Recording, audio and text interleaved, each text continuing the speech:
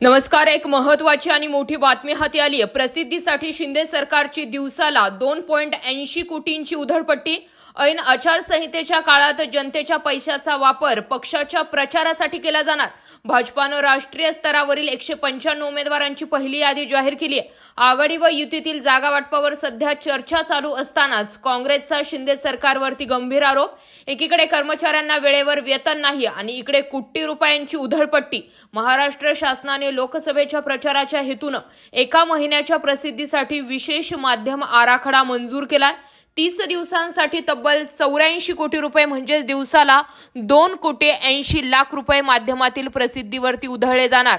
वर्तमानपत्रे 20 कोटी रुपये, वृत्तवाहिन्या 20,80,00,000 रुपये, डिजिटल होर्डिंग LED 37,55,00,000 रुपये. त्यासोबतच सोशल मीडियावरती 5 कोटी रुपये जे आहेत ते शिंदे सरकारकडून लावले जाणार असल्याची पोस्ट सतेज पाटील यांनी आपल्या एक्स ट्विटर हँडलवरून शेअर केली.